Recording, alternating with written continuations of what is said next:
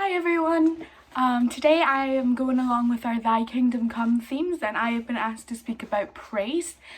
So when I think about praise, there's this really specific conversation that I once had that comes to mind.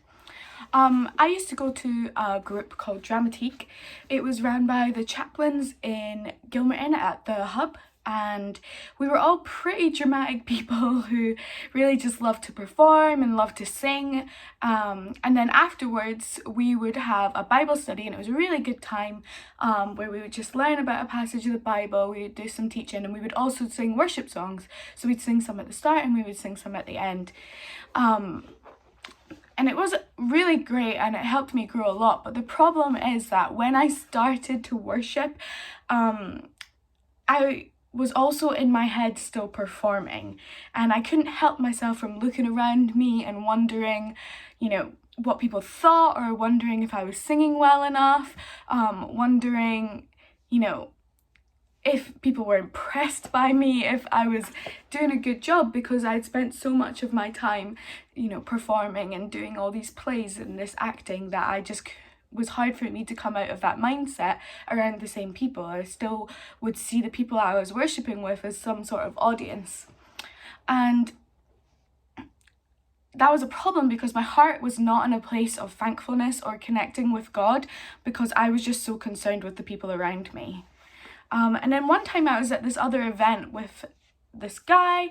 We were in a big group, but there was this guy that I knew pretty well, and he was pretty outgoing, confident, but he would always be in the back of the room, and he would be facing the back wall. So the worship band were at the front, but he was facing the back wall. And I remember asking him why he did this, why he was always facing away. I thought it was some sort of protest. I wasn't really sure what was going on. And he said to me that it was because this is an intimate thing for him. This is me speaking to and worshipping God, who he loves dearly, and he didn't want any distractions from that. He didn't want to be concerned with what others were doing, so he just faced the wall at the back, because that's what he needed to do to put his heart in the right place. And I'm not saying that if you care about the way that you sound, or like if you want to sing well, or if you look around at others during worship, that it doesn't count. But for me, I find it important to remind myself that this worship isn't for the people around me, and it isn't even for myself. It belongs to God, because he is the only one who deserves it. And when he receives it, he deserves it to be authentic and to be genuine. And so I think it's just him saying that was an intimate thing just stuck with me all these years, and just helps me to put myself in the right mindset when coming to praise and give thanks to the Lord. I just want to finish off by reading out Psalm 100. It says, "Shout for joy to the Lord, all the earth. Worship the Lord with gladness. Come before him with joyful songs. Know that the Lord is God.